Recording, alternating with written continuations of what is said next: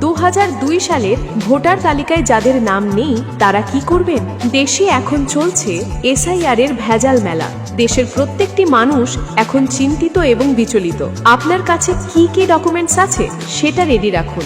আপনি কিংবা আপনার বাপ দাদু বা ঠাকুরদা ভারতের জন্মসূত্রের বাসিন্দা, কিন্তু আপনি দেখছেন যে ভোটার তালিকায় আপনার নাম নেই, কিংবা আপনার নাম ছিল এখন মুছে গেছে। যে কোনো সমস্যায় আপনি ভুগছেন।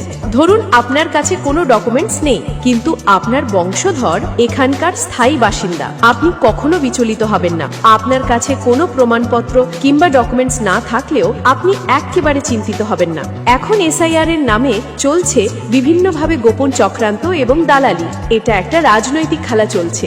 যারা জন্মসূত্রে এখানকার স্থায়ী বাসিন্দা, এই রকম হাজার হাজার মানুষের নাম ভোটার তালিকায় নেই। তাহলে কি তারা এসআইআর থেকে বাদ যাবে? তাহলে কি তারা ভারতের স্থায়ী বাসিন্দা নয়? এই ব্যাপারে অনেকেই বিরাট চিন্তায় আছেন এবং রাতের ঘুম তাদের চোখে আর নেই। কি করবেন, কোথায় যাবেন, উপায় খুঁজে পাচ্ছেন না। কখনো বিচলিত হবেন না এবং ভয় পাবেন না। যারা এখানকার স্থায়ী বাসিন্দা তাদের কোনো বিপদ হবে না। জন্মসূত্রে যারা এখানকার স্থায়ী বাসিন্দা তাদের কাছে কোনো না কোনো ডকুমেন্টস অবশ্যই আছে।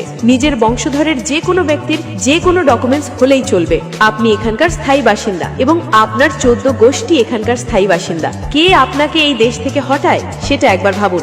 আপনি এখানকার স্থায়ী বাসিন্দা। আপনি নিশ্চিন্তে নির্ভয়ে চলাফেরা করুন, রাতে ঘুমিয়ে পড়ুন। যাদের নাম নেই তারা অবশ্যই ভোটার তালিকায় নতুন করে নাম নথিভুক্ত করতে পারবেন। এসআইআর এর নামে যে দালালি এবং ব্যবসা চলছে আপনি দেখে থাকুন এবং অপেক্ষা করুন। নথিপত্র হাতে পাওয়ার জন্য কাউকে কোনো টাকা দেবেন না।